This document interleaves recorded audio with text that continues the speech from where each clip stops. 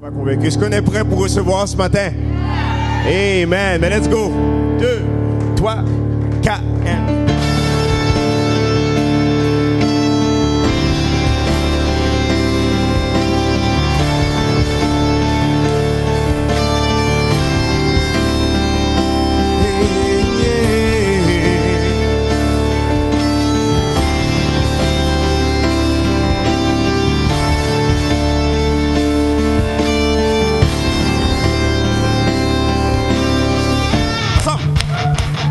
La parole dit, on loue le Seigneur en battant les mains. Come on, let's go.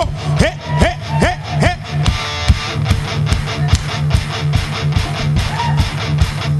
Ensemble. Ta face illumine le soleil. Oh oui, Dieu, tu es glorieux. Tu es si glorieux. Ton regard est un feu brûlant. Oh oui, Dieu, tu es glorieux. Tu es si glorieux.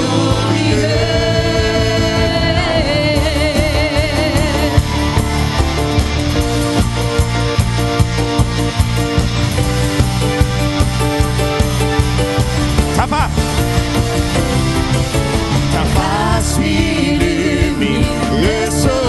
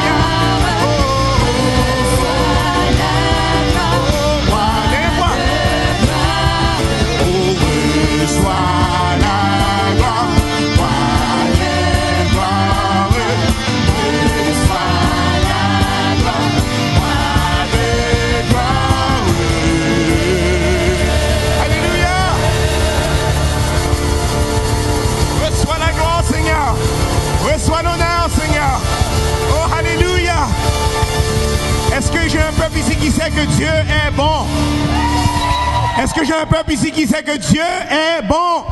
Alléluia! Let's go! 1, 2, 3, hey! Come on! Let's put those hands together. Our God is good this morning. Hallelujah!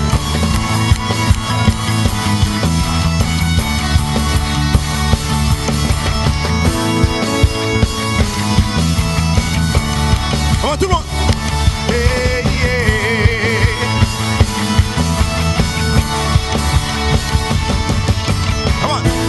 Come on, tout le monde. La parole dit on le loue en battant les mains. Come on. Je veux entendre un cri de joie après toi. 1, 2, 3. Je veux entendre un cri de joie si vous savez que Dieu est bon après toi. 1, 2, 3. Alléluia. Woo! Ensemble. Je veux le proclamer du sommet des montagnes.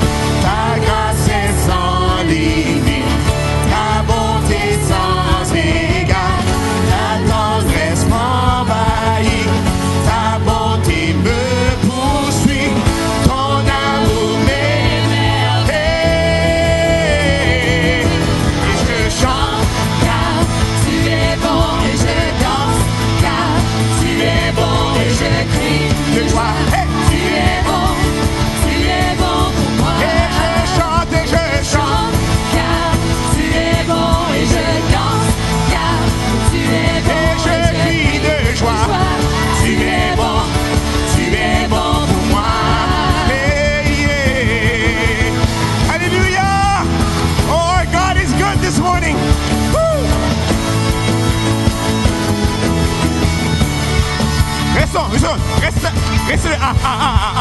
Reste là. Est-ce que vous savez que Dieu est bon? Il y en a ici qui veulent aller en avant, ils veulent juste danser, mais on se retient. Mais Dieu, David a dansé dans la présence de Dieu. On est dans la maison de Dieu. On a une raison pour louer le Seigneur ce matin. Je vous invite à venir en avant, puis on va le louer. Alléluia. On va le louer comme si c'est la dernière fois. Est-ce que vous êtes prêts ce matin? Je vous invite à danser. Faites la place, faites la place. Come on. Faites la place, come on. On va le louer ce matin de tout notre cœur. Alléluia. Que tout ce qui respire loue l'Éternel. Let everything, hallelujah, let everything that has breath praise the Lord. Praise ye the Lord. Hallelujah. Woo! Let's go again, ensemble. Je veux le proclamer oh oui, du sommet des montagnes. oh oui, ta grâce est sans limite, Ta bonté sans oh yeah, égale, ta tendresse m'envahit, ta bonté me poursuit, ton amour m'émerveille. oh et Je chante car tu es bon et je danse car tu es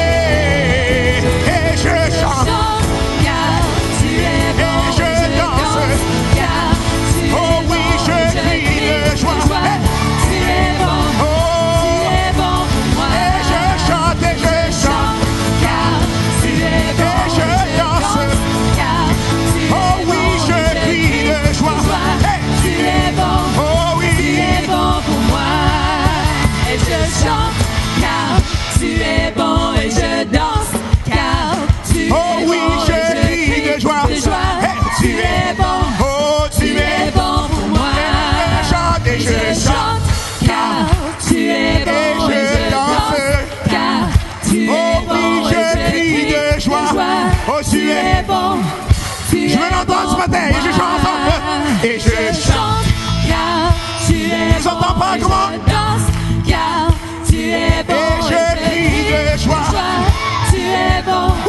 Tu es bon. Pour Oh, moi. et je chante, et je chante. Car tu es bon. Et je danse. Car tu es bon. Et je crie de joie. Tu es bon. Tu es bon pour moi. Oh, alléluia. Alléluia. Alléluia. Alléluia. Alléluia. Oh, comme tu es bon, Seigneur. Comme tu es bon, Seigneur. Oh, alléluia. Alléluia. Alléluia. Oh, mon roi, tout est le bon Seigneur. Élevez-vous voix ce matin. Élevez-vous voix, même au Québec aussi. Élevez-vous voix fort. Alléluia. Oh, dernière fois. Et je chante, et je chante. Et je danse. Et je crie de joie. Tu es bon. Tu es bon. Et je chante, car tu es bon. Et je danse, car tu es bon. Et je crie de joie, tu es bon pour moi. Aïe.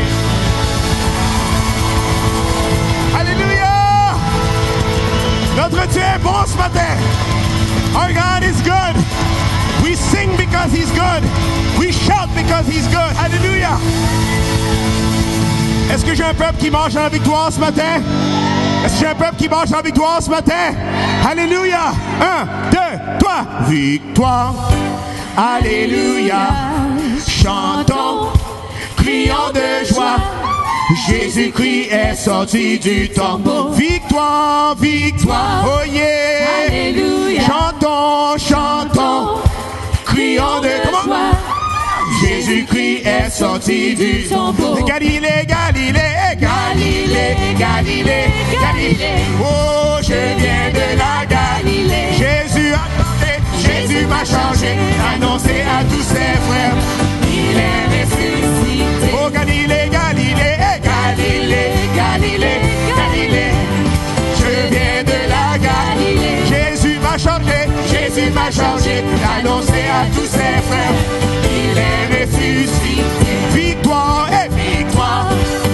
Alléluia. Chantons, chantons, crions de joie. Oh, Jésus-Christ est sorti du tombeau. Victoire, victoire. Alléluia. Chantons, chantons, Crions de joie. oh yeah. Jésus-Christ est sorti du tombeau. Galilée, Galilée, Galilée, Galilée, Galilée. oh, je viens de la Galilée. Jésus a changé, Jésus m'a changé, annoncé à tous ses frères.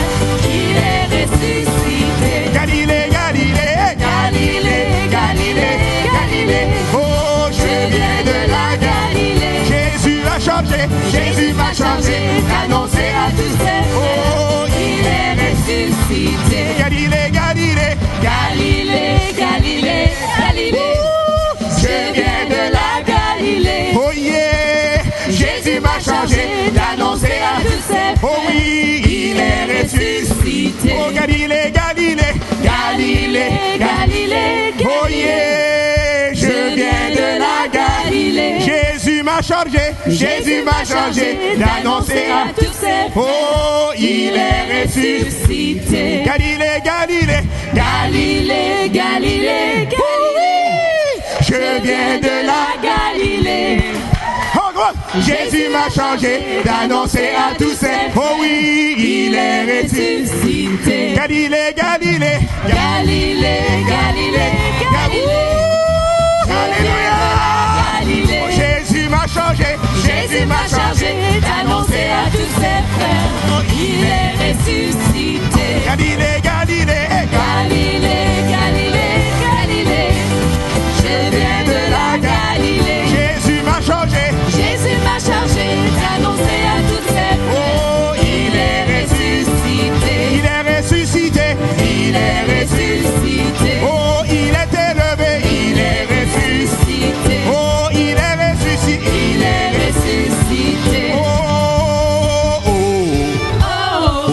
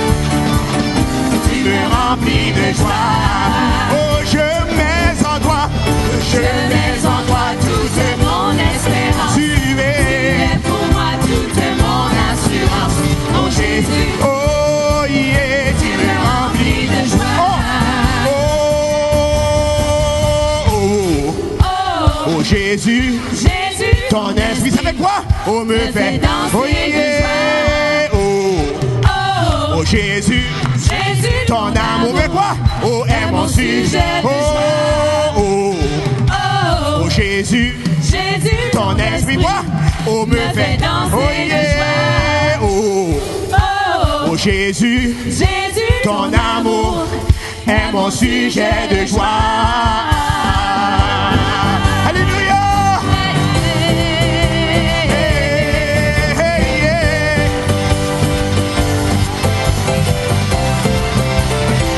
Oh, alléluia. Alléluia. Alléluia. Alléluia.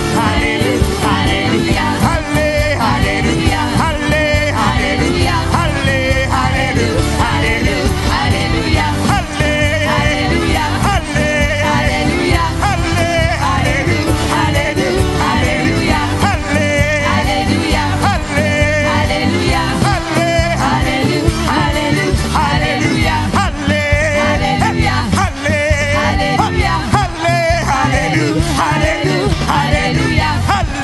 Alléluia,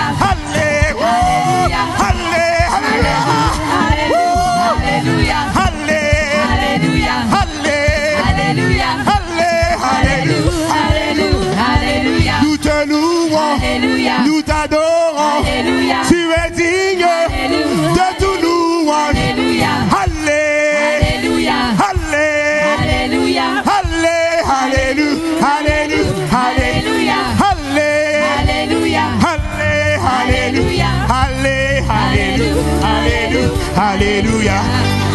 Alléluia, Alléluia, Alléluia.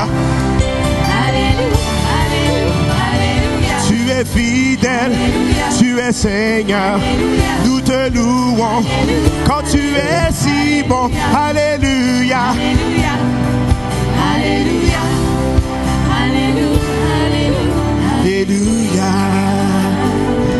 Comme tu es bon, Seigneur. Acclamons-le ce matin. Acclamons sa présence ce matin. Oh, comme tu es bon, Seigneur. Oh, Lord, you are good. And your mercy endures forever. Oh, nous te louons. Hey, hey. Comme nous aimons ta présence, Seigneur. Élevons nos mains. Comme tu es bon, Seigneur.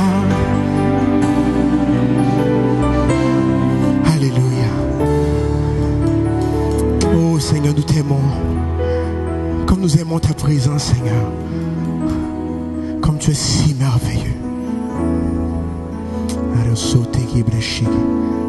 Merci, Seigneur.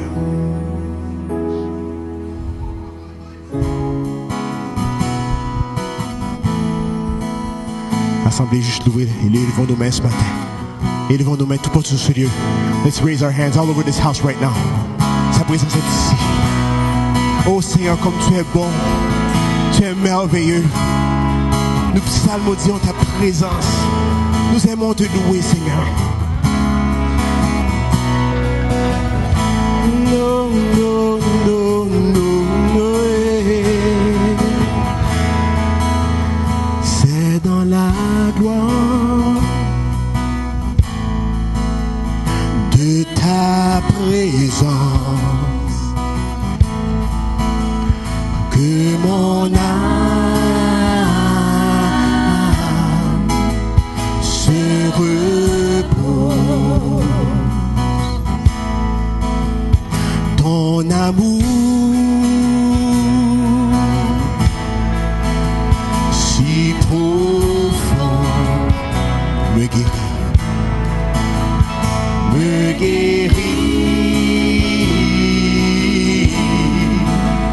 et ma paix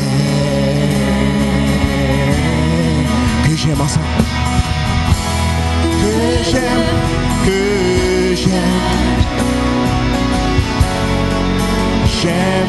ta présence. Chantons ensemble. Oh, que j'aime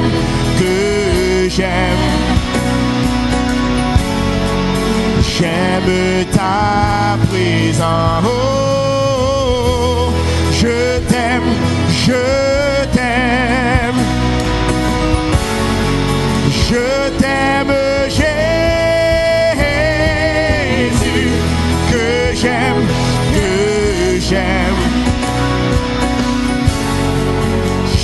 j'aime ta présence. Oh, j'aime ta présence, Seigneur. Oh, c'est dans la gloire, c'est dans la gloire de ta présence que mon âme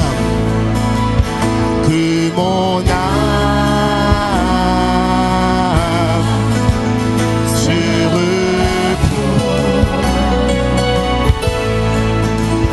Ton amour si profond me guérit et m'appelle. Oh, que j'aime, élevons nos mains, chantons ensemble. Oh, que j'aime, que louons le Seigneur, élevons tous nos mains vers le ciel, alléluia. Oh, j'aime ta présence. Oh, hey, hey, que j'aime,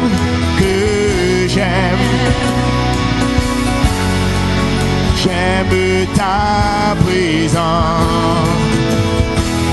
Je t'aime, je t'aime, je t'aime, Jésus,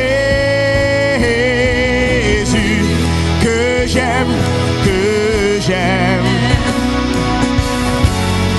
oh j'aime ta, oh I love your presence, I love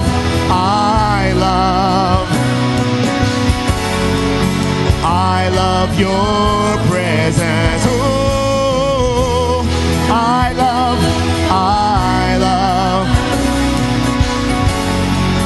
I love your presence. Oh,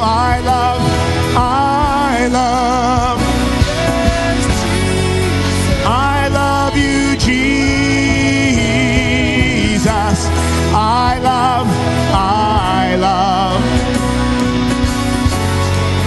I love your presence. Que j'aime,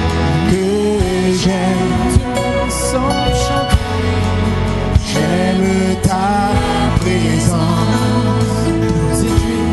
Que j'aime,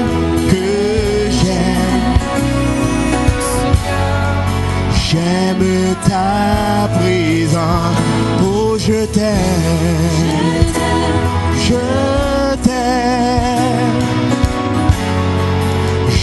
t'aime, Jésus, que j'aime,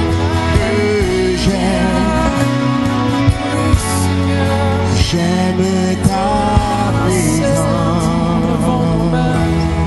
Que j'aime,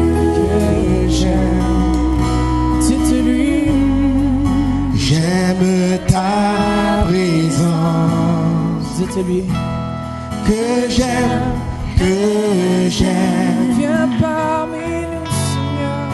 j'aime ta présence. Je t'aime, Je t'aime, Seigneur. je t'aime, Jésus, que j'aime, Dites-lui, j'aime ta présence. que j'aime. Oui, chantons-le. Comment de toute votre chair. Dites-lui, Que j'aime,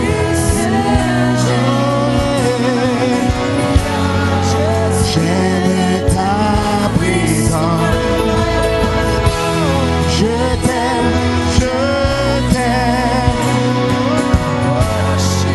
Je t'aime, Jésus, que j'aime,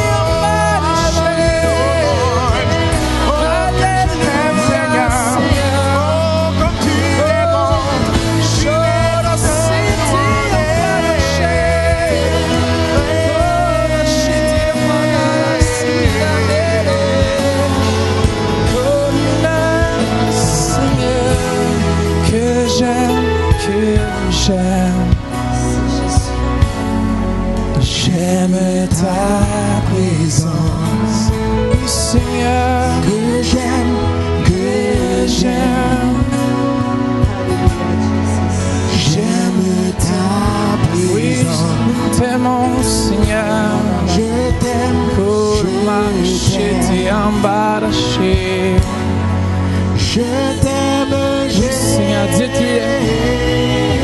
dites-lui de votre propre façon ce matin que vous l'aimez. Oui, on t'aime, Seigneur Jésus.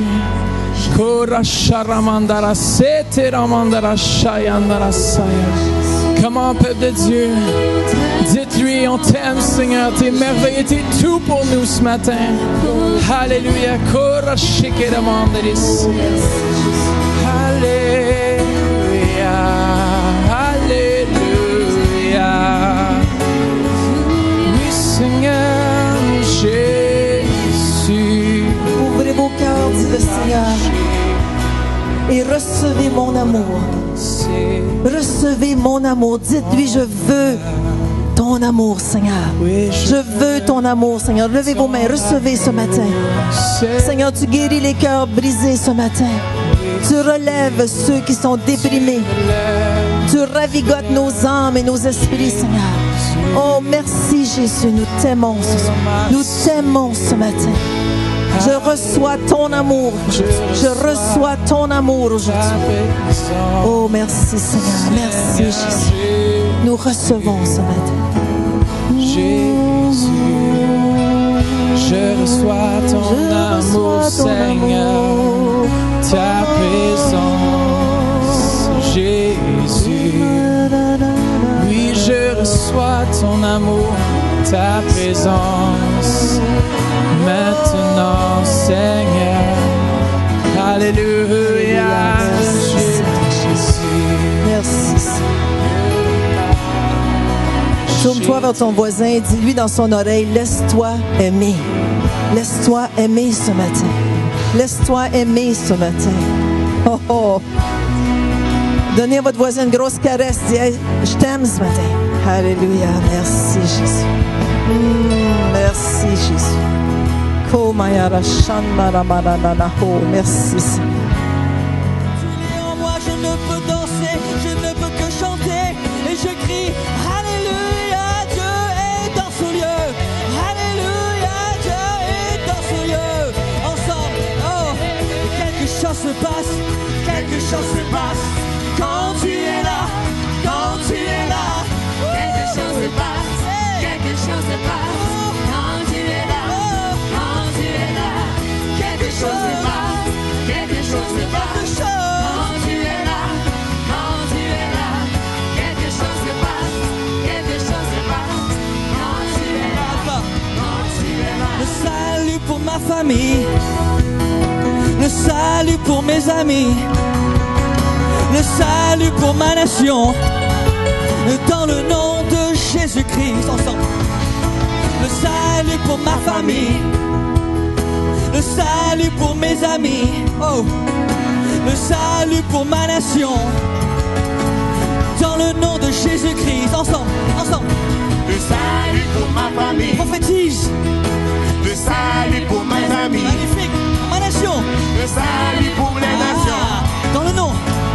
Dans le nom de Jésus. Voilà, Dans le nom de Jésus. Salut pour ma famille, Oh, eh, salut pour mes amis, je prophétise. salut pour ma nation. Plus fort. Dans le nom de Jésus, À vous, proclame, proclame. À vous, église. Oh, pour mes amis. le salut pour ma nation. Eh, c'est magnifique, ça, magnifique, prophétise. Ah, c'est bon. Le salut. Pour ma famille, Hein? le salut pour mes amis. Est-ce que tu y crois ce matin? Le salut pour ma nation. Est-ce que tu y crois ce matin? Dans le nom de Jésus. Tous ensemble à la fois. Dans le nom de Jésus. Le salut pour ma famille. Le salut pour mes amis. Oh, le salut pour ma nation. Dans le nom de Jésus. Pousse un cri de joie. Le salut pour mes amis, Magnifique.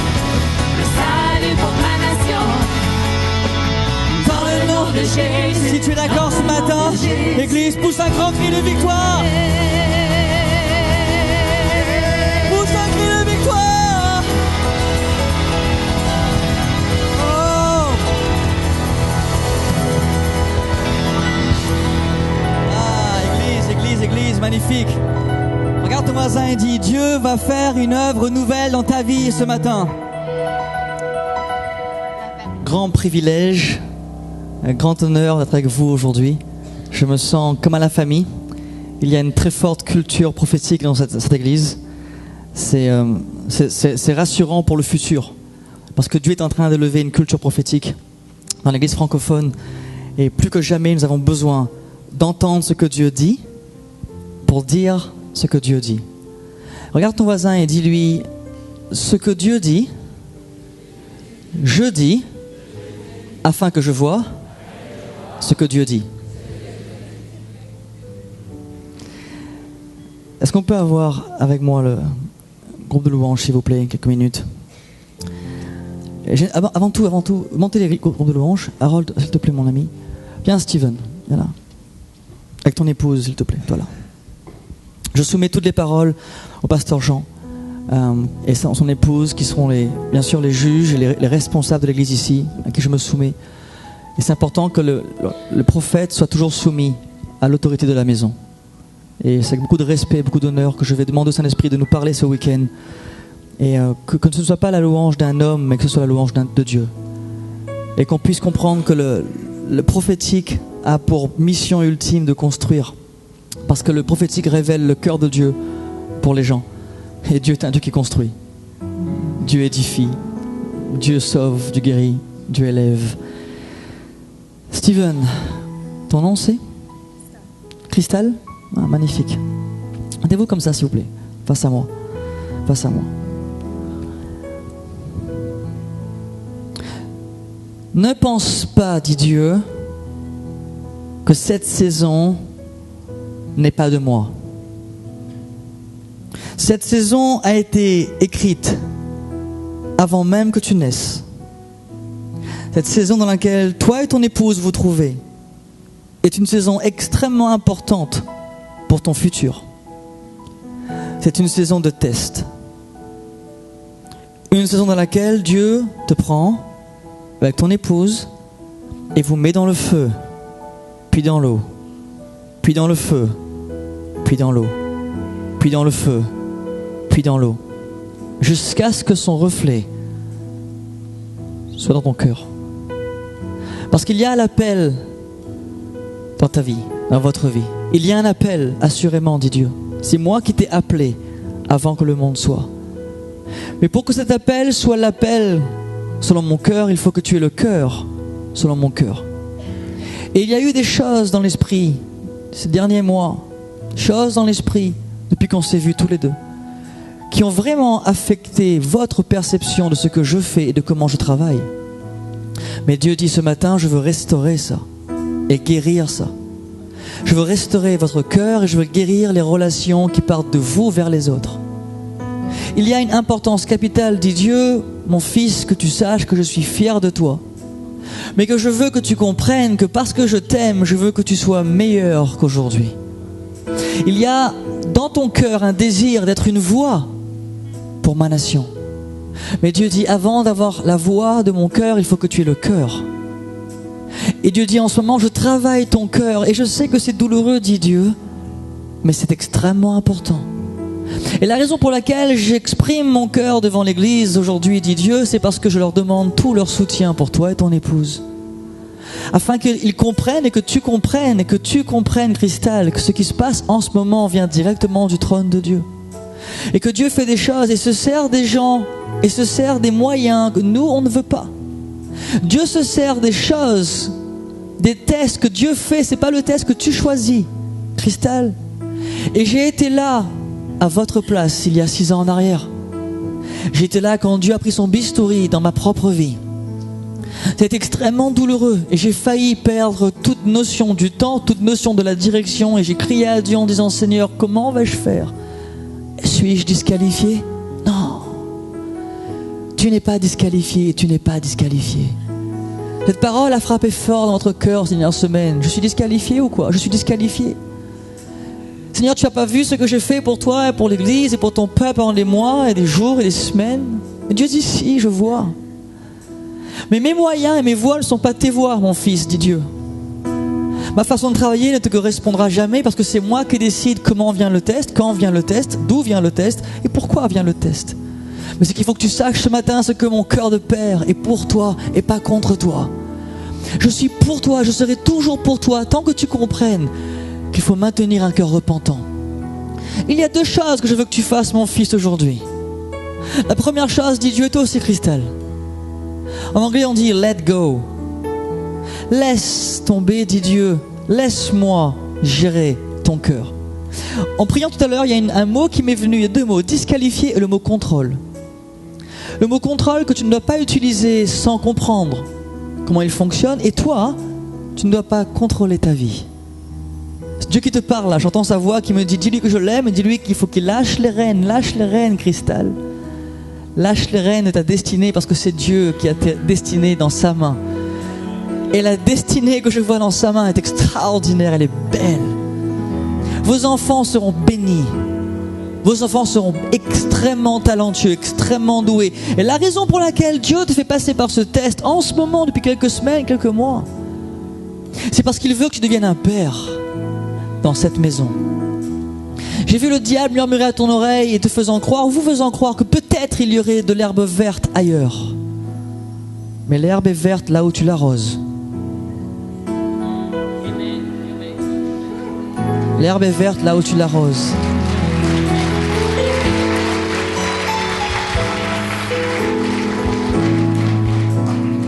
Et je vois que dans cette maison, tu seras un fils.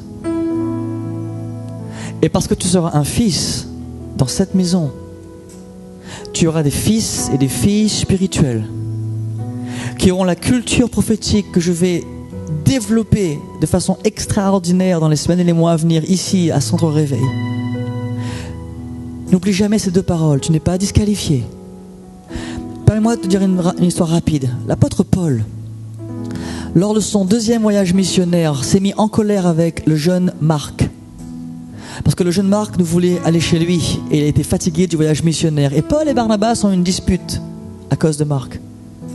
Et Marc a été littéralement mis de côté par l'apôtre Paul. L'apôtre Paul a mis Marc de côté pendant des semaines et des mois. Mais quand tu lis l'épître de Paul à Timothée, Paul réécrit à Timothée en disant « Viens avec Marc car il m'est utile pour le ministère ». Entre le moment où Marc a été mis de côté et le moment où Paul rappelle Marc, je suppose qu'il a dû se dire « Suis-je disqualifié ?» Mais Dieu aime disqualifier ceux qui pensent être qualifiés afin de les requalifier. Et c'est ce qu'il fait ce matin avec vous. Ma question est, es-tu prête et es-tu prêt à le laisser faire? Parce que je te garantis que si tu le laisses faire, si tu lui fais confiance, tu seras requalifié selon ses termes. Et ne pense pas que tu dois être mauvais ou mauvaise. Tout ce que Dieu appelle passe par ce processus. David, Moïse, Joseph, Pierre, Paul, tous ceux qui se croient ce matin comme nous tous qualifiés sont disqualifiés par Dieu pendant une saison pour les requalifier selon son cœur. Et ce matin, je proclame et prophétise que ce matin, toutes les portes de l'enfer sont fermées. Toutes les portes du ciel sont ouvertes. Tu quitteras ce lieu et tu quitteras ce lieu le cœur transformé, changé, non seulement repentant et pardonnant, mais se réjouissant en sachant que Dieu te donne aujourd'hui la capacité d'arroser l'herbe autour de toi. Et tu seras béni dans cette maison et tu seras envoyé avec ton épouse béni dans le futur. Si tu gardes ton cœur pur et tu écoutes le jeune prophète qui est devant toi aujourd'hui, tu seras béni. Je parle comme un frère aujourd'hui, comme un ami qui a vécu le même moment. Dieu aime cacher ses fils dans son carquois jusqu'au bon moment. Jusqu'au bon moment. Votre mission maintenant, c'est d'accepter que son visage se reflète dans votre cœur. Alors la bonne question, c'est quoi? Seigneur, est-ce que ton visage se reflète dans mon cœur? S'il y a la moindre tâche, le moindre problème, Seigneur, enlève-la. Et il t'aime, et il t'aime, et il m'aime. Et personne ici ne peut vous juger, ni moi, ni toi, personne. Tu sais pourquoi? Parce que le sang de l'agneau est bien plus puissant que le jugement d'un homme. Tu quitteras ce lieu, tu quitteras ce lieu, et tu quitteras ce lieu en pensant à Marc. Marc a été grandement utilisé par Dieu après ce moment-là. Et tu seras grandement utilisé par Dieu avec ton épouse. Et je vois vos enfants grandir dans la présence de Dieu. Ce matin, Dieu dit, j'ai aimé ton cœur car dans l'adversité et dans l'incompréhension de ton âme, tu choisis de m'adorer. Parce que tu as sur toi l'esprit de David. Tu as souvent prié, tu as souvent lu les psaumes en disant, Seigneur, je veux être un David. Pardonne-moi, Seigneur, si j'ai pas compris, si j'ai échoué, je veux être un David. Dieu, ce matin, me charge de vous dire, ne vous défendez pas. Je suis votre défense. Ne vous justifiez pas. Je suis votre justice. Et je perçois bien entendu que je suis dans une phase extrêmement délicate parce que c'est leadership. Et quand un prophète parle, il n'essaye pas de résoudre des problèmes du leadership. Écoutez bien ça, un prophète s'attelle à résoudre des problèmes de cœur. Quand je dis problème de cœur, je ne parle pas de méchanceté, de mauvais cœur. Je parle de choses que Dieu réajuste et réaligne afin que toute l'équipe et toute l'église soit dans l'unité et marche comme un seul homme. La vérité ce matin, mon cher ami, c'est que Dieu veut faire de toi un guerrier. Mais écoutez bien cela l'église ce soir, je pense parler de ça. Avant d'être un guerrier, il faut que tu sois un adorateur. Et avant d'être un adorateur, il faut que tu sois un fils. Jésus a dit, le Père cherche des adorateurs. Le Père cherche des adorateurs. On ne peut pas être un adorateur si on n'est pas un fils ou une fille. D'abord un fils, d'abord une fille. Ensuite un adorateur et ensuite un guerrier. Parce qu'il y a en toi les armes de David. Dieu dit ce matin, la saison est conclue. Ce matin, je restaure les cœurs. Il y aura ce moment-là, tu n'oublieras jamais ce moment-là, Cristal. Ce moment-là est un turning point pour vous. Il vous rappelle que vous n'êtes pas oublié. Vous êtes extrêmement aimé, extrêmement respecté. Ne confondez pas l'œuvre de Dieu avec l'œuvre des hommes. Faites-lui confiance. Tout ce que Dieu permet, il le permet toujours pour ton bien. Romains 8 nous dit, car toute chose concourt au bien de ceux qui aiment Dieu. Certaines versions rajoutent et qui marchent dans son appel, mais dans le grec, ça dit simplement que ceux qui aiment Dieu. Et tu aimes Dieu. Et tu aimes Dieu, Cristal. Église, mettez vos mains vers eux, s'il vous plaît. Ce matin, Seigneur, nous bénissons ce couple. Nous bénissons leur futur. Tu es le Dieu qui élève, le Dieu qui, oui, disqualifie ceux qui se sentent qualifiés afin de les requalifier. Et tous ceux qui refusent ce processus ne peuvent jamais être qualifiés. Mais ce matin, je sais que mon ami ici présent et son épouse acceptent le processus de Dieu. Cette parole apportera beaucoup de guérison dans leur cœur. Dans les semaines à venir, les jours à venir, ils verront exactement ce que Dieu a voulu faire. Le prochain mot pour toi, mon ami, ce n'est pas disqualification, ce n'est pas être disqualifié. Le prochain mot pour toi, c'est promotion. Promotion, non pas aux yeux des hommes, promotion à ses yeux. Tu écriras des chants, tu en as écrit déjà, mais tu écriras des chants qui parleront de ce moment-là. Et l'un des thèmes de ta vie spirituelle sera « Dieu n'abandonne jamais celui qui est à terre ». Dieu n'abandonne jamais celui qui est à terre. Dieu est un Dieu extraordinaire. Serre-le avec les tripes que tu as en toi. Et toi aussi, Cristal. On vous aime très fort. Amen. Merci beaucoup.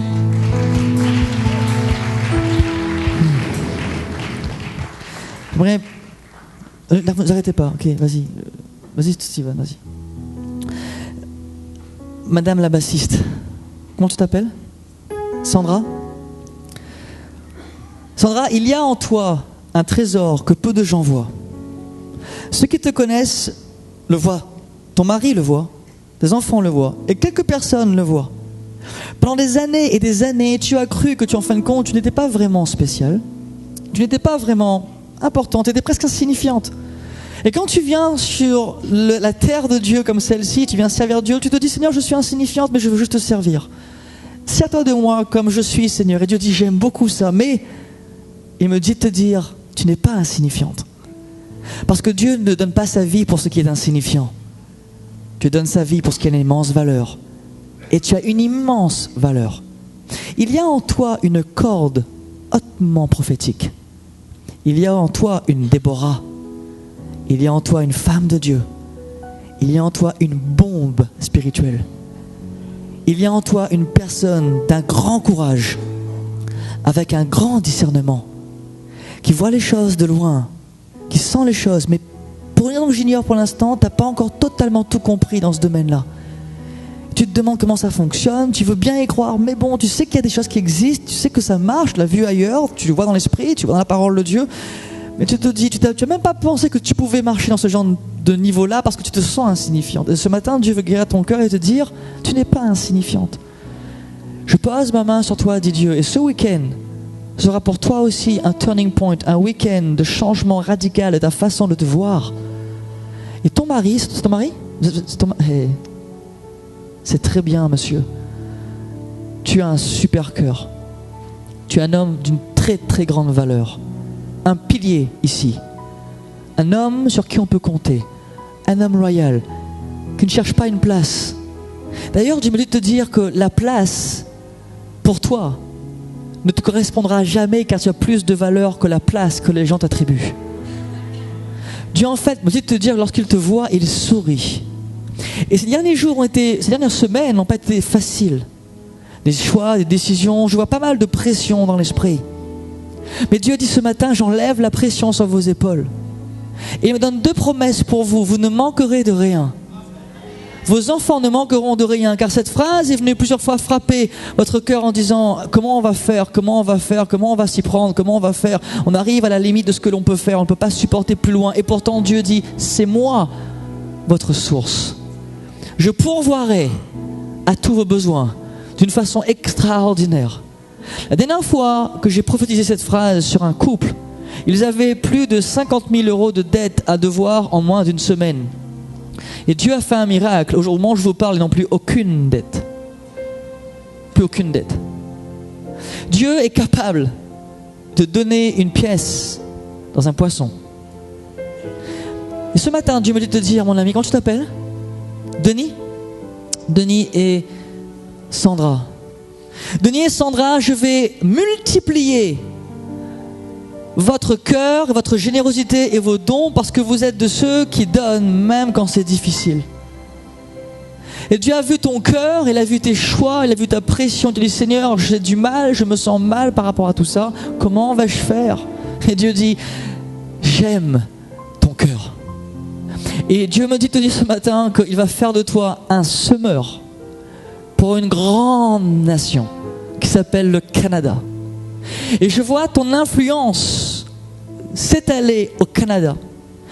Et pour ceux et celles qui ne comprennent pas le prophétique et le cœur de Dieu, Dieu se sert des choses insignifiantes et petites pour confronter les grandes.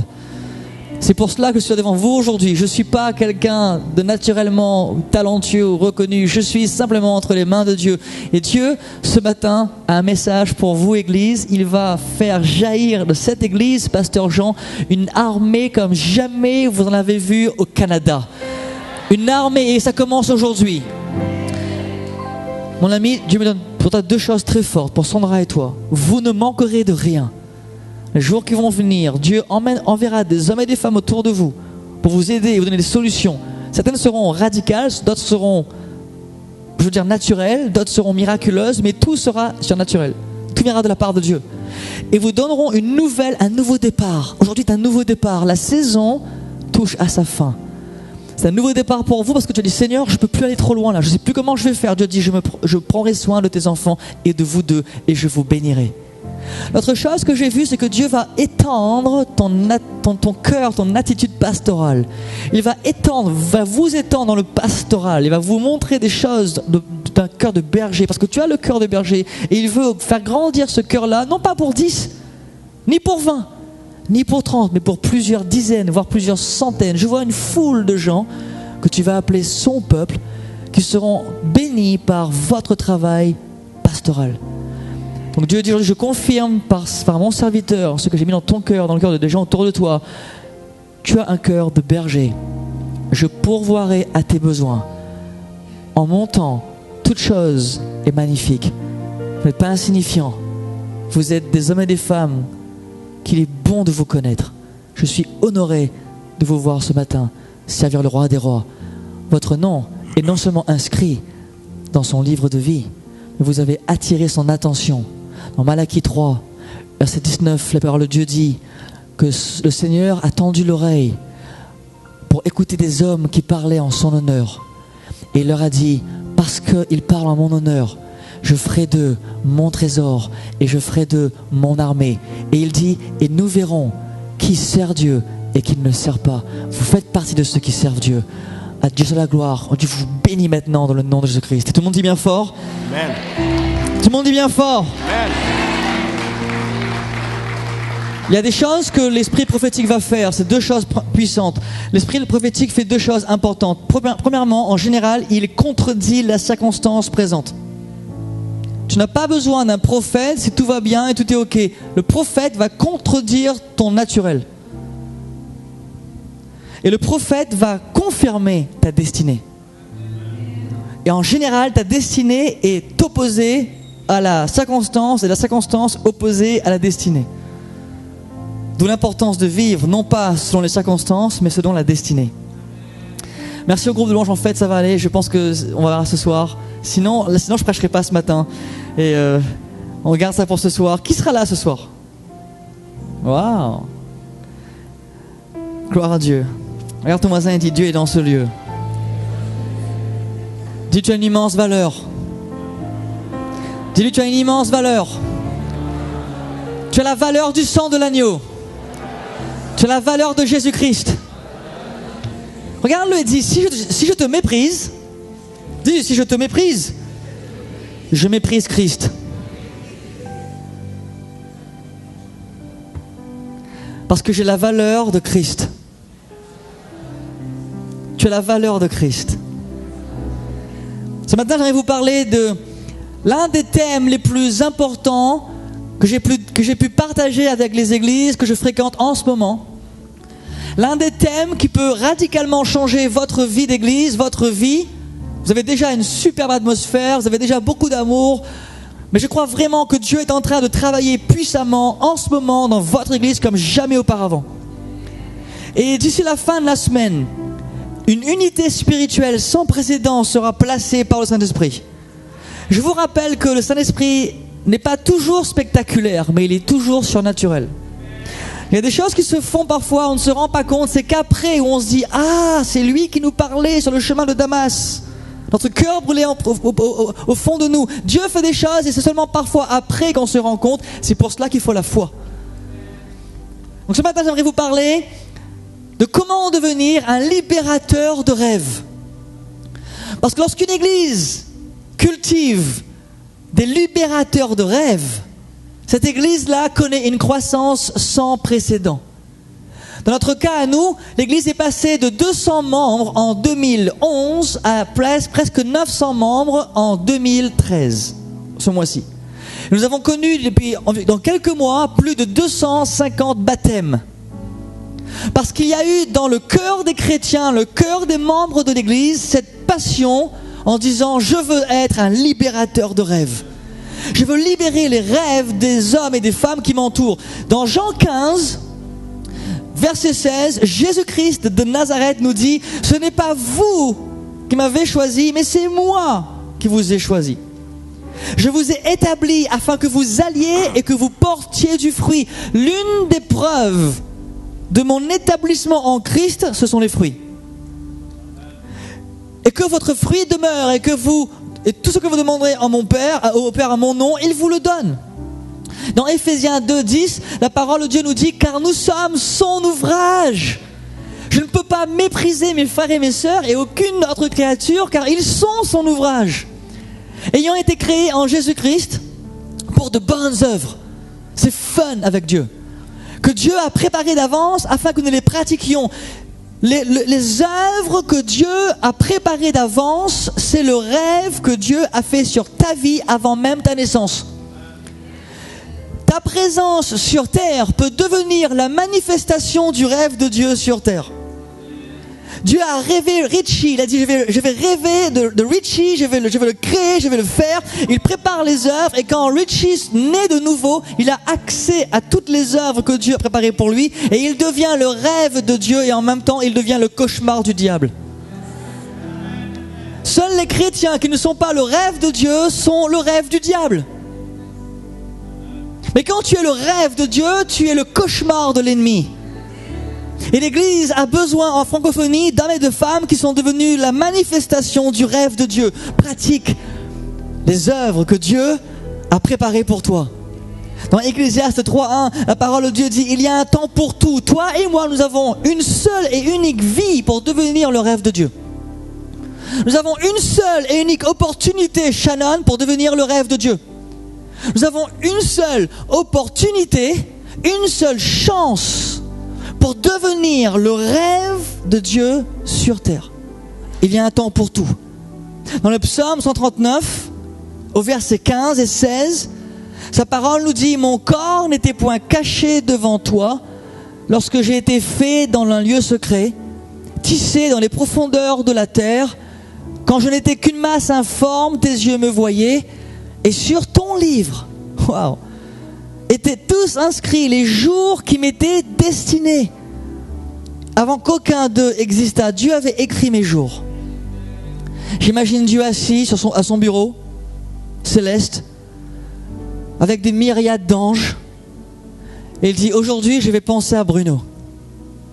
Je commence. Et il rêve à mon sujet.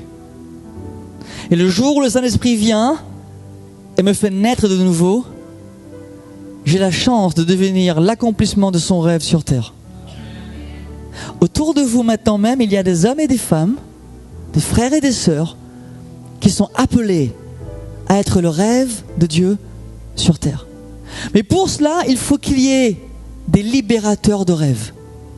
Parce qu'il peut y avoir autour de nous des hommes et des femmes dont le rêve restera toujours enfermé, enfoui, par la douleur, la tristesse, le rejet, l'insécurité, un passé douloureux, une éducation qui a été bâclée, un échec, la perte d'un être cher, l'offense, toutes ces choses-là peut enfermer la destinée dans un homme. L'offense, le doute, la crainte, enfouit ça. Mais lorsque tu fréquentes un libérateur de rêve, ce libérateur de rêve perçoit le rêve qui est en toi de la part de Dieu, le trésor que tu es, et il commence à travailler à tes côtés pour que ce rêve se manifeste. Et l'exemple parfait que j'ai trouvé dans toute ma vie s'appelle Jésus-Christ de Nazareth. Il est extraordinaire pour libérer les rêves. Il est extraordinaire pour libérer les cœurs. Il est extraordinaire pour libérer les vies. Jésus-Christ est le libérateur de rêves. Hey! Alors Jésus dit aujourd'hui, vais-je trouver dans mon église des hommes et des femmes qui veulent m'imiter et devenir à leur tour un libérateur de rêves? Alors ma question c'est comment est-ce que Jésus s'y prenait? Comment est-ce que Jésus faisait pour libérer les rêves? Vous savez, la plupart des gens connaissent l'apôtre Pierre. Et Pierre est pour moi un exemple extraordinaire. Je vois souvent ma vie dans sa vie. Je ne suis pas censé être là aujourd'hui. Je n'étais pas censé survivre, mon cher ami Steven, l'attaque de l'ennemi. Je n'étais pas censé survivre le travail du Saint-Esprit. Et lorsqu'il m'a plongé dans le feu, plongé dans l'eau, je n'étais pas censé survivre le processus de purification de Dieu. Mais j'ai eu la chance, la grâce de Dieu d'avoir un libérateur de rêve dans ma vie. Et son nom est Mark Bredenkamp, pasteur en Afrique du Sud, prophète, extraordinaire homme de Dieu, qui m'a pris pendant 5 ans sous son aile et qui m'a formé et qui m'a aidé comme Jésus l'a fait avec Pierre. Et je vais ce matin vous montrer ce que Jésus m'a appris et comment mon pasteur l'a manifesté d'une façon extraordinaire dans ma vie. Je suis aujourd'hui dans une vie extraordinaire en train de me rendre compte que je suis en train de vivre, je vis en ce moment le rêve de Dieu. Et c'est glorieux. Alors comment Jésus a-t-il fait? Vous connaissez Pierre. Pierre était impulsif, il était presque rude, souvent emporté. Et Pierre avait dit à Jésus-Christ, t'inquiète pas, tu n'iras pas à la croix. Moi, je m'occuperai de toi. Et quelques jours plus tard, le jour où Jésus répondait devant Pilate, Pierre a dit, non, non, je ne le connais pas. Il a renié Christ 3 fois. Après avoir marché avec Jésus, pendant 3 ans et demi, il a renié Christ 3 fois. Il a refusé de dire devant tout le monde, je suis un serviteur de Jésus-Christ de Nazareth. Écoutez ça, mais moi ce qui me choque le plus, c'est comment Jésus-Christ a refusé d'abandonner Pierre. Jésus avait vu le rêve de Dieu le Père dans Pierre et Jésus a dit, je vais t'amener à manifester le rêve de mon Père sur terre. Quand tu deviens un libérateur de rêve, la jalousie n'a plus aucune prise sur toi. Quand tu deviens un libérateur de rêve, tu n'es plus en compétition avec personne, tu deviens un constructeur de la personne.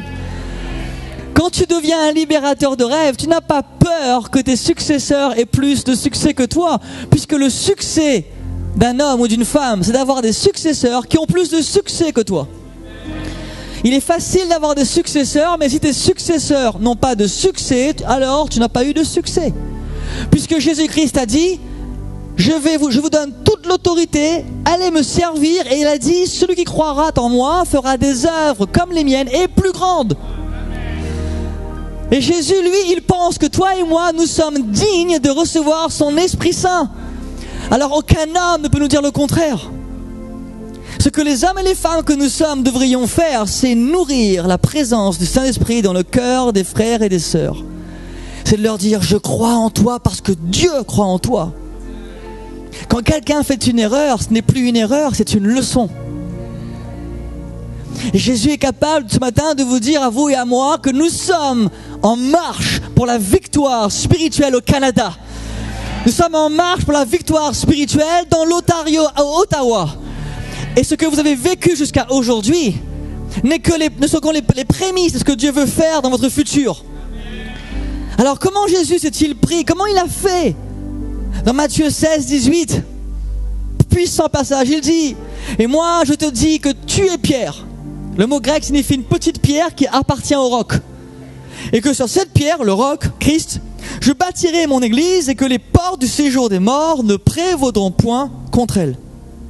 Donc Jésus a un rêve, il voit Pierre, il dit, Pierre, toi, tu vas faire partie de mon église. Vous savez que Pierre a été le premier leader à prêcher la parole de Dieu dans le livre des Actes après l'effusion du Saint-Esprit, et sous sa prédication, 3000 âmes se sont converties. Je vous parle de l'homme qui a renié Christ quelques jours auparavant. Je vous parle de l'homme qui avait renié le roi des rois avec une petite servante, qui n'avait plus le courage de se battre pour ses convictions. Je vous parle d'un homme qui avait oublié qui il était en Christ, mais que Christ n'avait pas oublié. Toi, tu peux oublier qui tu es en Jésus, mais Jésus n'oubliera jamais qui tu es en lui. Toi, tu peux oublier qui tu es vraiment, mais Jésus sait que tu es en lui. Alors aujourd'hui, rien ne peut t'arrêter si tu commences à dire, Seigneur, sois mon libérateur de rêve et fais de moi un libérateur de rêve. Es-tu prêt ce matin? Jésus a 4 qualités. 4 qualités qui vont nous coûter. 4 qualités qui vont nous demander à payer un prix. Quand tu es un libérateur de rêve, tu ne vis plus pour toi. Tu vis pour les autres. Et quand tu es un libérateur de rêve, tu n'es plus soumis à la pression humaine, vouloir plaire aux hommes, vouloir avoir leur approbation. Quand tu es un libérateur de rêve, tu ne cherches qu'une seule chose, plaire au roi des rois. La première chose que Jésus a faite, qui me challenge et qui me défie beaucoup en tant que pasteur, c'est que Jésus a choisi d'être intime avec un groupe de personnes. Dans Marc 3, verset 14, la Bible dit que Jésus a établi 12, et ici il est écrit dans la parole, pour les avoir avec lui. Pour les avoir avec lui. Tout le monde dit intimité. Tout le monde dit intimité. Vous savez, il est impossible d'influencer quelqu'un si on n'est pas proche. À distance, tu impressionnes. Dans l'intimité, tu influences. Et Jésus a compris ce principe. Il savait que pour influencer quelques personnes, quelques hommes, Il devait s'approcher d'eux pour leur donner sa vie et être intime avec lui, pour marcher avec eux. Il n'y a pas de distance dans l'Église. Il ne doit pas y avoir de distance dans l'Église. Les relations qui sont scellées par le Saint-Esprit sont dignes d'être protégées par l'Église. Nous devons, vous et moi, aujourd'hui, prendre la décision d'être intimes les uns avec les autres et demander au roi des rois qui est votre libérateur de rêve. Il peut y en avoir plusieurs. Et demander au Saint-Esprit pour qui vous devez être un libérateur de rêve. Chaque année, chaque jour, chaque semaine, Dieu nous montre quelles personnes on peut aider et qui seront ceux qui vont nous aider. Vous allez voir que ce n'est pas si simple tous les jours d'être un bon libérateur de rêve. Mais c'est la clé pour que l'Église passe du mode vie d'église banale que nous vivons en France souvent et de passer à un mode de vie surnaturel où nous voyons des miracles dans les cœurs quotidiennement. Jésus dit, je vous ai choisi pour être avec moi, marcher avec moi, être actif avec moi. Jésus, pour activer le rêve dans quelqu'un, doit marcher avec lui. Vous savez, dans Matthieu 14, versets 22 à 32, une tempête fait rage sur le lac de Galilée et cette tempête est tellement puissante que les disciples craignent de se noyer. Et tout d'un coup, Jésus arrive et marche sur l'eau, comme si ça va les rassurer. Tu es en pleine tempête et tu vois un fantôme marcher sur l'eau, tu paniques encore plus. Mais bon, Jésus arrive et il dit, c'est moi. D'accord, Jésus, c'est super de te voir. Et Jésus est proche de ses disciples, il est proche de ceux qu'il a choisis, ils sont en pleine tempête là. Et il arrive et il dit à Pierre, marche sur l'eau, viens, approche-toi. Pierre n'a pas marché sur les eaux, Pierre a marché sur la parole de Christ. Et quand Jésus a dit, viens, Pierre a marché et cette tempête est devenue une salle de cours, une salle de classe. En d'autres termes, le libérateur de rêve, lorsqu'il voit la tempête dans la vie de ceux qu'il veut aider, transforme n'importe quelle situation en salle de classe. Et commence à leur communiquer des valeurs du royaume de Dieu. Commence non seulement à les encourager, mais à leur donner des principes fondamentaux pour traverser la tempête. Souvent l'église, on prie, c'est important de prier, on verra dans un instant, mais il faut être capable, en tant que chrétien libérateur de rêve, de communiquer les principes de la parole de Dieu à ceux et celles que Dieu nous confie. C'est pour ça que c'est pas facile, parce que quand tu n'es pas un libérateur de rêve, tu n'es pas responsable. C'est la faute de tout le monde sauf de la tienne. Tu viens à l'église, tu loues le Seigneur, tu rentres chez toi et tu t'assois. Mais quand tu prends part avec ton équipe pastorale et tes pasteurs et tu viens à ses côtés en disant « Je veux moi aussi être un libérateur de rêve », tout le monde devient responsable de tout le monde. Et si un frère dans la tempête, tu as envie de voir son rêve être libéré, alors tu te dis « Je vais m'approcher de toi et je vais t'aider à vivre ce que moi j'ai vécu ». Et tout d'un coup l'église devient forte, elle devient solide. Deuxième chose importante que Jésus a fait, la première chose, Jésus s'est approché de ses disciples, il les a amenés vers lui et il a créé une intimité avec eux. Tu veux être un libérateur de rêve? Sois intime avec un groupe de gens, pas tout le monde, avec ceux et celles que Dieu t'envoie. La deuxième chose qui est extrêmement importante, quand tu sens que Dieu t'a confié des gens, comme tes enfants par exemple, c'est le premier groupe, comme ton épouse, comme ton groupe de louanges, si tu es leader d'un groupe de louanges, comme ton groupe de maison ou ton équipe pastorale, quel que soit ton niveau de leadership, comme ton équipe au travail, quels que soient les gens que Dieu te confie, tu dois faire une chose, numéro 1, être intime avec eux. Ça signifie transparent et vulnérable. Et deuxième chose, tu dois savoir intercéder pour eux. Dans Luc 22, 31 et 32, le Seigneur vient. Écoute ça, Steven, c'est pour toi aussi. Simon, Simon, Steven, Steven, Bruno, Bruno. Satan vous a réclamé pour vous cribler comme le froment. Mais j'ai prié pour toi, dit Jésus. Quand Jésus prie pour toi, tout va bien.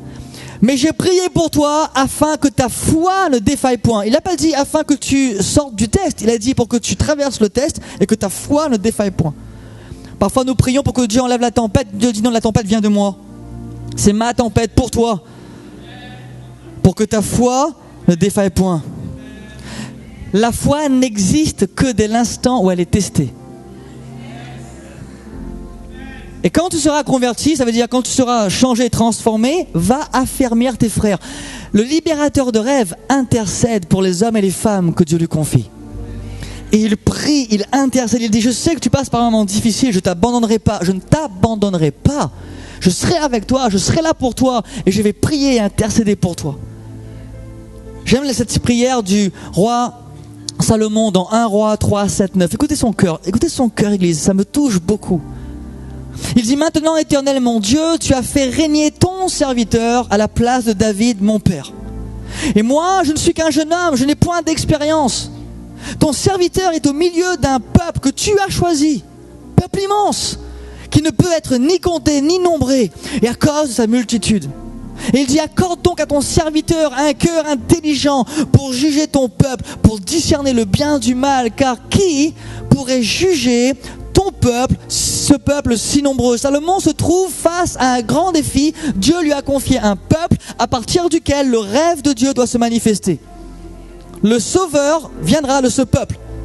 Et Salomon arrive et dit, Seigneur, je ne peux rien faire, je ne sais pas quoi faire. Et il fait la plus belle des prières. Il prie pour la sagesse.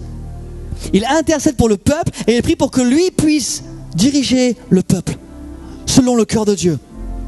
Un homme ou une femme qui est un libérateur de rêve prie pour la sagesse. Pourquoi as-tu besoin de sagesse? Parce qu'il faut savoir aussi confronter les hommes et les femmes dont tu es responsable. En tant que pasteur, c'est très difficile à faire de devoir confronter dans l'amour parce que parfois on est incompris. Premièrement, Jésus est intime avec les gens qu'il a choisis. Deuxièmement, Jésus intercède. Troisièmement, Jésus confronte. Et vous connaissez l'histoire, on a lu tout à l'heure le passage quand Pierre vient vers Jésus et dit, Seigneur, je ne te laisserai pas partir à la croix. Et Jésus répond très gentiment, comme un pasteur, un berger, un homme de Dieu, un pasteur. Il dit, mon cher Pierre, arrière de moi Satan. Tu mets en scandale, car tes pensées ne sont pas les pensées de Dieu, mais celles des hommes. J'ai pas le temps de creuser ce matin, mais dès l'instant où mes pensées sont celles des hommes, je suis un obstacle à Dieu. Je parle même pas d'avoir les pensées du diable, simplement les pensées des hommes. Dès l'instant où je me contente des pensées des hommes, je deviens un obstacle à ce que Dieu veut faire. Et pour Dieu, il dit, pensées des hommes ou celles de Satan, dès l'instant où tu penses comme des hommes naturels, charnels, tu te ranges du côté de Satan. Pourquoi? Parce que Satan adore la chair. Et la chair est l'obstacle numéro 1 à l'esprit. Donc le rôle d'un libérateur de rêve, c'est de te maintenir dans une vie spirituelle. C'est d'être sûr que tu vis par l'esprit, pour l'esprit et dans l'esprit. Vous qui êtes jeunes, je vous garantis que si vous choisissez de vivre dans l'esprit, par l'esprit, vous pouvez expérimenter la puissance de Dieu à n'importe quel jour, n'importe quelle seconde, n'importe quelle semaine. Il y a des jeunes aujourd'hui dans mon église locale qui ont 14, 15, 16, 17 ans. Un jeune homme qui s'appelle Timothée, qui a 16 ans je crois. Il prie pour des gens en chaise roulante et ils sortent de leur chaise roulante. 16 ans. Une foule de jeunes, au moment où je vous parle, plusieurs dizaines, centaines de jeunes qui viennent avec le feu de Dieu. Ils ne viennent pas pour faire un bon moment de jeûne. Ils viennent pour décimer l'armée ennemie. Ils prient pour leurs amis. Ils vont dans les lycées, dans les collèges, ils vont prier en France. Quand ils font une soirée jeûne, c'est pour gagner des âmes. Quand ils vont sur la plage, ils ont une stratégie pour amener des gens à Jésus. Tout ce qu'ils font, c'est pour gagner des âmes. Et à leur âge, je vous parle de jeunes de 14, 15, 16 ans. Tu as vu, Carl, tu étais à la Réunion, des jeunes comme Jérémie, comme Timothée, il y en a plein, qui ont la passion des âmes alors qu'ils n'ont que 16, 17, 18 ans. Ils respirent le rêve de Dieu pour les autres. C'est ce que je vous souhaite ce matin. Alors, quand tu es un libérateur de rêve, parce que tu aimes l'autre, tu veux le garder dans l'esprit et tu lui mets en garde. Fais attention à ton cœur ici. Fais attention à ton cœur ici. Fais gaffe là. Fais attention ici. Ok, d'accord, parce que je t'aime. Ton attitude n'est pas bonne et tu le confrontes s'il le faut. Et enfin, Jésus protège. Ah, j'aime Jésus. J'aime le roi des rois. Au moment où tout le monde pouvait me lâcher, me laisser tomber, Jésus arrive et il dit, je m'occupe de toi. Au moment où Pierre faisait encore ses plus grosses erreurs, Jésus dit, Pierre, je suis là pour toi. Je suis ton libérateur de rêve. Je vais m'assurer que tu deviennes le rêve de Dieu sur terre. L'église a besoin.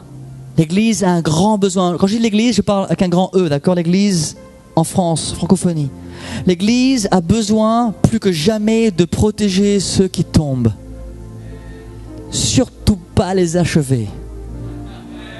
L'Église a besoin de prendre le temps, de prendre le frère qui est tombé en disant « Hey, l'amour couvre une multitude de péchés. » Ce n'est pas le compromis, ça. Le compromis, c'est de rester stoïque. Ignorer les choses, ne pas les regarder. La grâce, c'est regarder le péché en ayant la solution de Dieu.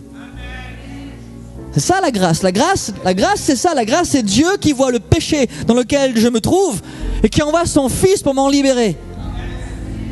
La religion cache les cœurs, la grâce révèle les cœurs. Parce que quand la grâce et la liberté de Christ est dans une église, tu n'as pas peur d'être ce que tu es, tu ne caches pas les choses, tu n'es plus hypocrite. Tu dis aide-moi, je suis loin de mon rêve, j'ai commis des péchés, j'ai commis des erreurs, aide-moi. Et tous les libérateurs de rêve débarquent en disant on va t'aider, rien n'est perdu, on va t'aider, on est là pour toi, t'inquiète pas. J'ai été là où tu es aujourd'hui, tu sais quoi, on est dans le même bateau mon ami, viens.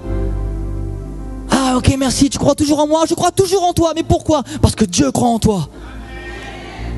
J'ai appris cette leçon Steven, que Dieu disqualifie les qualifiés pour les requalifier. Seul un homme brisé selon Dieu est construit selon lui. Seul un vase fissuré laisse la gloire de Dieu paraître. Mais si le vase que tu es trop opaque, si tu es trop fermé, tu emprisonnes la gloire de Dieu. Si tu laisses la transparence être vrai devant l'Église, si tu es toi-même, la gloire de Dieu descend et c'est dans l'humilité que Dieu exalte. Alors Dieu dit ici à son Église ce matin, il dit sois des libérateurs de rêve. Tu es un libérateur de rêve mon ami. Libérateur de rêve. J'aime bien cette histoire, je finis avec ça, Jésus protège. Alors dans Matthieu 26, verset 52, écoutez ça les amis. Jésus lui dit, remets ton épée à sa place, Pierre. Il vient de trancher une oreille. Remets ton épée à sa place, car tous ceux qui prendront l'épée périront par l'épée.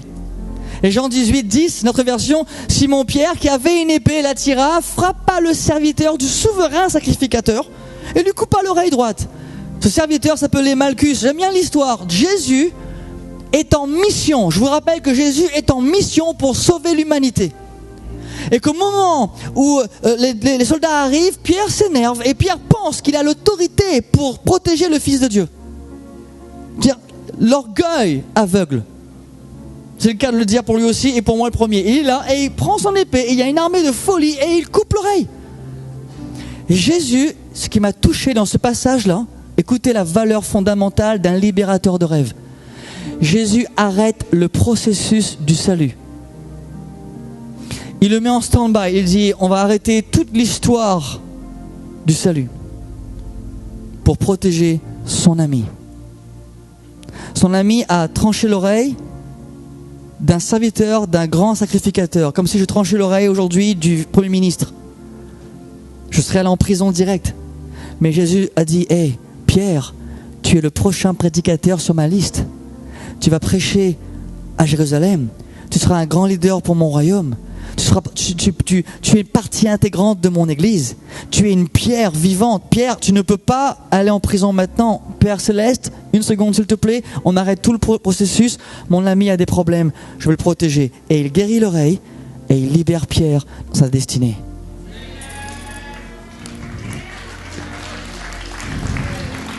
Tu sais, ma question ce matin c'est, est-ce que tu es prêt?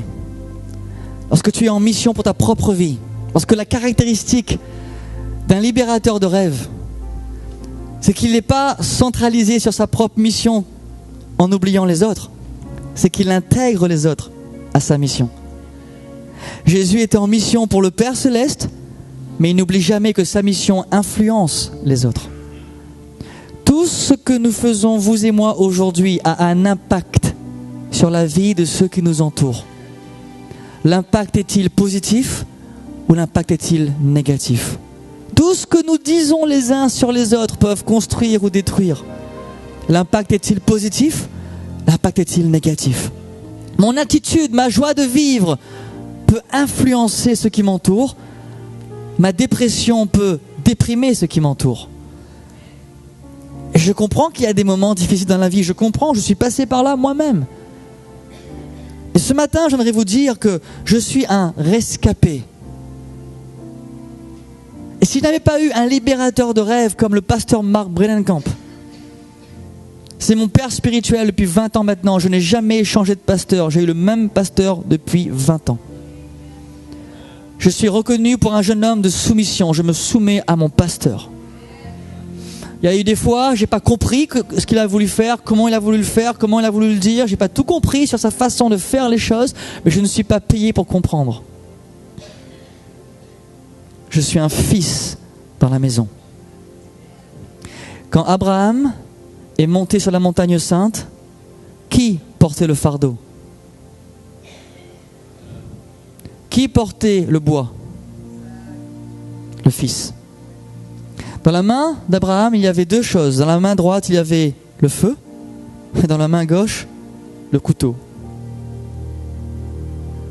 Le rôle d'un père spirituel, c'est de savoir trancher ce qu'il faut trancher et cicatriser avec le feu.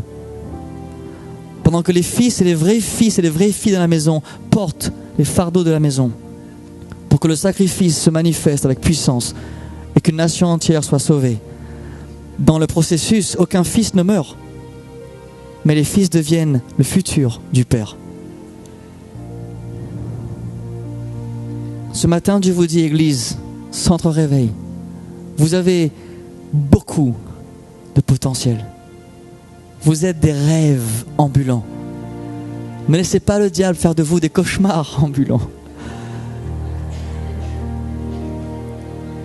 Ce soir, on va passer du temps ensemble par la grâce de Dieu à comprendre comment Dieu travaille nos cœurs. On va le laisser faire ce qu'il a envie de faire. J'ai eu la grâce d'avoir un pasteur comme pasteur Jean qui m'a dit, Bruno, laissons le Saint-Esprit faire ce qu'il a à faire.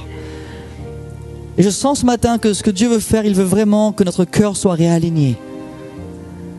Alors pendant que nos têtes soient courbées et les yeux fermés pendant quelques secondes, s'il vous plaît, j'ai juste demandé à Steven de rester sur l'estrade, de jouer pour moi. Très bien ce que tu fais, mon ami. Piano et string, c'est super. Piano et pad.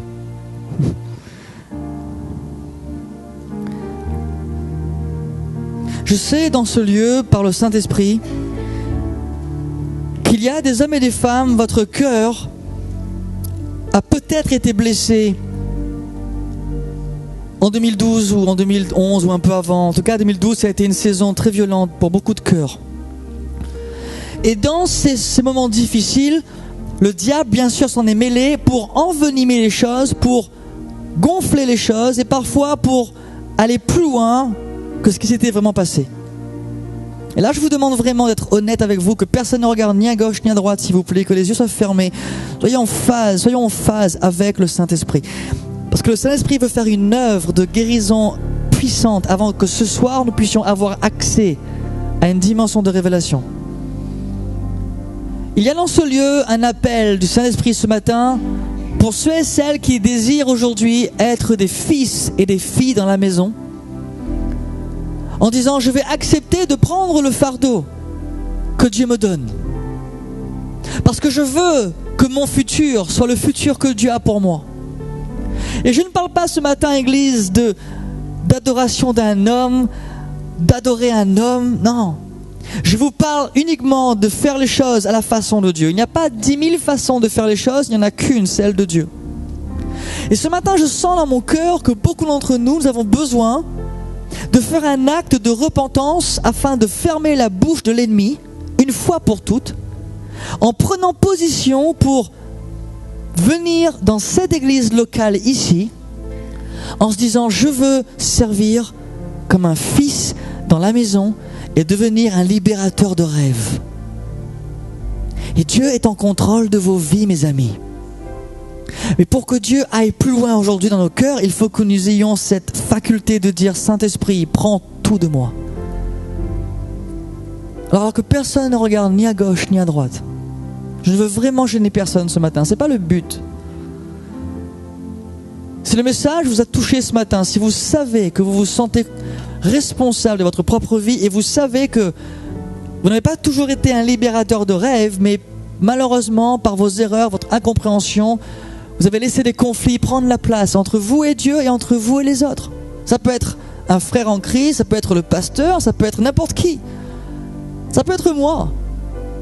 Mais vous voulez ce matin quitter ce lieu en étant totalement libéré de toute pression spirituelle. Vous voulez être libre de pouvoir chanter, adorer le roi des rois comme jamais auparavant et devenir la voix de Dieu pour votre famille, votre nation. C'est ce que j'appelle un moment de courage. Il faut avoir le courage de dire, j'avoue, j'ai pas toujours su gérer mon cœur dernièrement.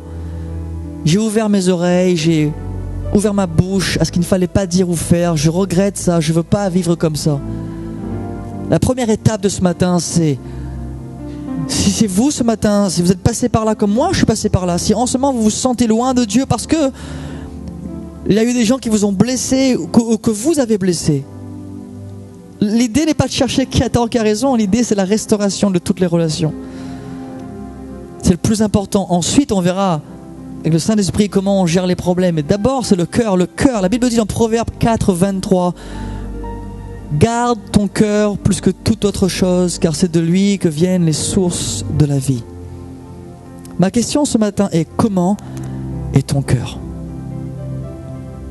Si ton cœur est en très bonne santé, en feu pour Jésus, il n'y a aucun problème. Mais si ton cœur a été affecté, quelles que soient les circonstances, je te propose ce matin de venir te mettre debout devant moi, avec moi, et on va prier ensemble. Il faut du courage. Si vous savez que vous avez influencé des gens par des choses que vous avez dites, mal comprises, mal dites, mal répétées, il faut des tripes. Il faut dire, mince, je l'ai fait, j'avoue, je l'ai fait. J'admire votre courage, mes amis, j'admire votre cœur. Il est temps de fermer la porte au passé. 2012 est fini. 2013 est là.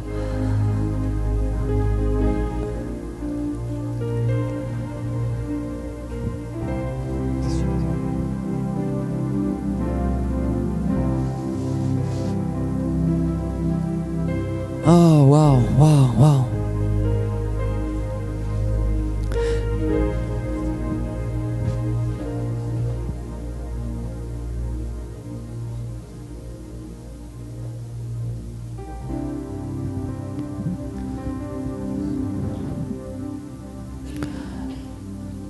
Wow. Je ne suis pas encore libéré dans mon esprit. Il y a des gens qui devraient se lever aussi, qui ne sont pas encore levés. Je vais vous donner une chance, pas parce que c'est moi, parce que Dieu me parle. Et il me demande de vous donner une chance.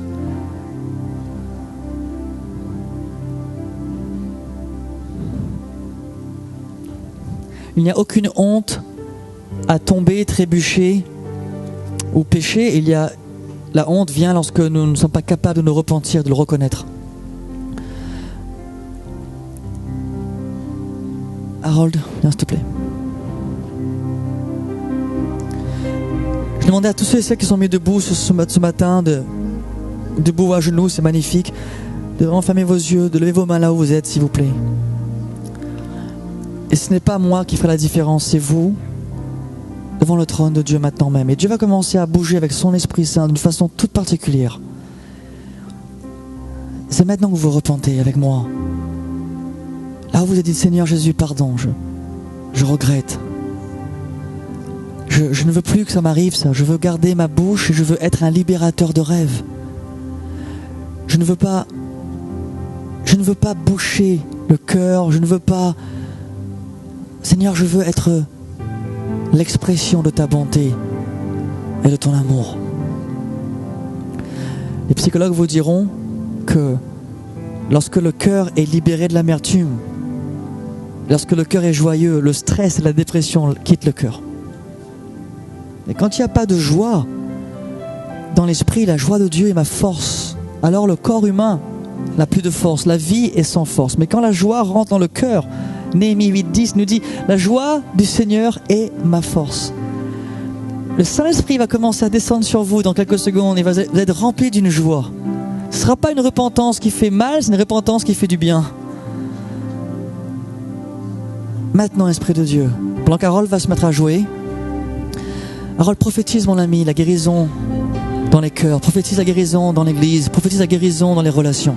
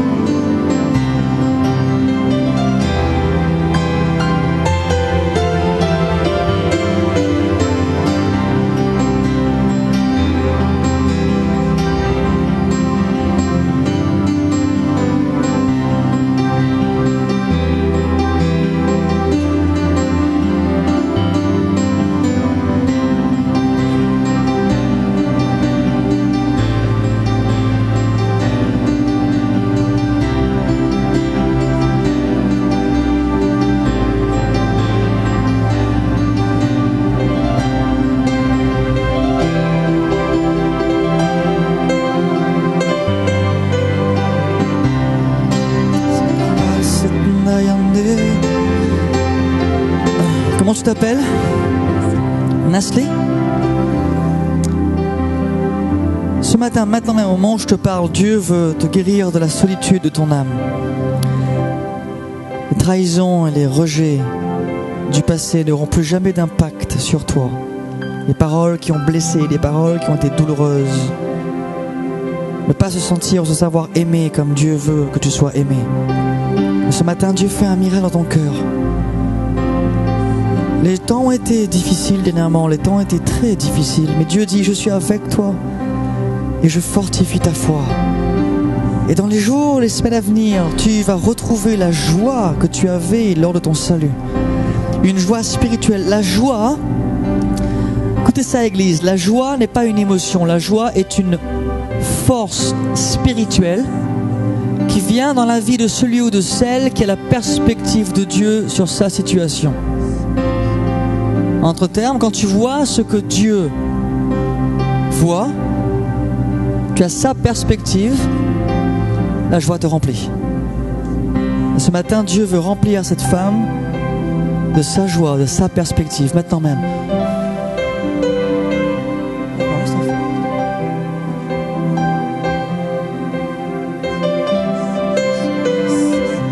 Ceux qui sont debout, lèvent les mains s'il vous plaît. Commencez à adorer le roi des rois avec moi.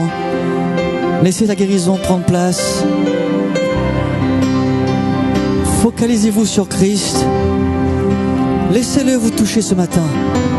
Retrouvez l'adoration d'un cœur pur, d'un cœur vrai, d'un cœur qui n'a pas besoin de se cacher. Oh, oh, oh, oh. Nous invoquons ton nom, car tu es digne, tu es si digne. Nous t'adorons, nous t'aimons. Guéris les cœurs, Seigneur, guéris nos vies, guéris mon cœur, Seigneur, guéris ma vie. Je suis à toi, je suis à toi. Guéris mon cœur, guéris mon cœur, Seigneur, guéris ma vie. Encore. Guéris mon cœur, Seigneur, guéris ma vie. Je suis à toi, ensemble. Je suis à toi. Est-ce que Benjamin, et dans ce lieu, Benjamin le batteur, guéris, guéris ma vie, guéris mon cœur, Seigneur, guéris ma vie. Je suis à toi, oh, je suis à toi, yeah. Je suis à toi, je suis à... Encore une fois, avec vous, ensemble. Oh. Guéris mon cœur, Seigneur, guéris ma vie, guéris mon cœur, guéris mon cœur, Seigneur, guéris ma vie. Je suis à toi, je suis à toi, je suis à toi, yeah. Je suis à toi. Ce matin, Église, j'ai vraiment à cœur de conclure ce moment. J'ai encore un petit peu de temps. Ça va? J'ai vraiment à cœur de vous demander de tout mon cœur, en tant que frère en Christ, ce moment est trop important pour l'Église. Trop important pour l'Église. Et je vous demande ce matin de baisser vos mains quelques secondes. Et là, on va se faire une promesse. Vous êtes prêts à faire une promesse? Une promesse d'hommes et de femmes de Dieu? Vous êtes prêts? Qui veut vraiment vivre cette liberté en Christ? D'accord? Écoutez bien ça, c'est très important ce que je veux dire aujourd'hui. Écoutez bien cela. Demandez pardon à Dieu libère les cœurs. D'accord? Guérit les cœurs. Mais demander pardon aux autres brise la puissance du péché. La Bible dit, confessez vos péchés les uns aux autres afin que vous soyez guéris. Car le sang de l'agneau lave les cœurs, lave les consciences. Une fois qu'on est devant le trône de Dieu, nos cœurs sont purs. Et ce matin, votre cœur est pur. Mais il y a l'importance de pouvoir se confesser les péchés les uns aux autres afin de ne plus jamais le refaire. Et d'avoir quelqu'un avec nous qui peut nous dire, tu sais là, tu vas trop loin, fais attention à ce que tu fais.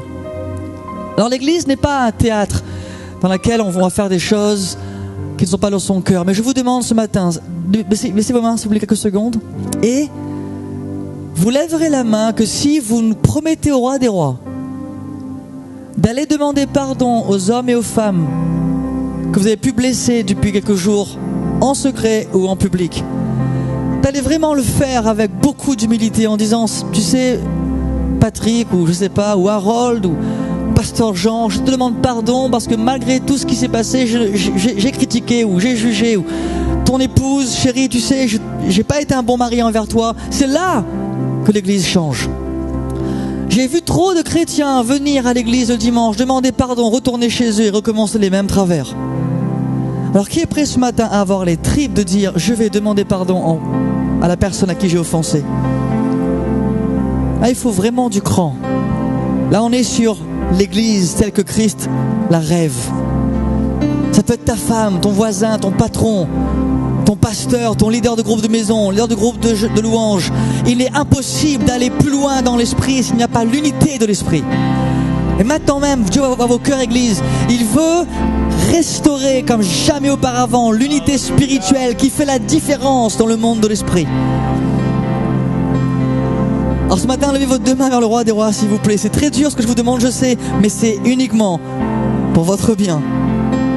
Vous avez peut-être une liste de gens que vous devez voir le plus tôt possible, pas dans 5 ans, pas quand vous serez prêt. On n'est jamais prêt à être humble. C'est un choix, l'humilité. La Bible dit, revêtez-vous d'humilité. Alors, pour ne pas gêner les frères et les sœurs et pour ne pas créer un chaos ici, je vous demanderai de le faire en privé, vos demandes de pardon, quelque part dans la semaine. Pas au téléphone, si vous voulez, pas au téléphone. Prenez rendez-vous. Allez voir les gens, quelque part à l'arrière, sur le parking, dans une voiture, je sais pas. Chez vous, avec votre femme, demandez pardon. Dites, chérie, je te demande pardon. J'ai pas été à la hauteur de l'amant. J'ai pas été dans l'esprit. Je veux vraiment arrêter ça. Je veux devenir un libérateur de rêve dans ta vie. Si c'est le pasteur, c'est encore plus important. Si c'est la femme du pasteur, c'est encore plus important. Madame Pasteur Louise est importante dans le corps du Christ ici. Ne méprisons jamais les dons que Dieu fait à son Église. Je sens très fort en moi ce matin. Ce matin est un matin de guérison. Pour que ce soir et mardi soir, il y ait une puissance prophétique qui se dégage. Et je finirai avec ça, mes amis. L'unité et la liberté sont les qualités principales pour maintenir l'amour en toute vérité. Alors ce matin, je vous salue avec tout le respect qu'on doit à des soldats de Dieu comme vous êtes. Votre franchise, votre désir de faire le pas m'a touché et a assurément touché le cœur de Dieu. Ne soyez plus jamais en colère, ni avec lui, ni les uns avec les autres, parce que vous êtes tous extrêmement importants à ses yeux. Vous avez la valeur du sang de l'agneau. Mépriser un frère ou une sœur, c'est mépriser son sang. Et maintenant même, Dieu vous dit, regardez 2013, c'est l'année de l'honneur. 2013, Pasteur Jean, c'est l'année de l'honneur. Et en 2013, vous allez apprendre à vous honorer les uns les autres. Et vous verrez d'ici 2013 la différence qu'il y aura entre janvier 2013 et décembre 2013. Et cette église-là sera pleine à craquer. Pleine à craquer. Ainsi parlez là. Merci beaucoup. Merci, pasteur. Merci, église. Hallelujah.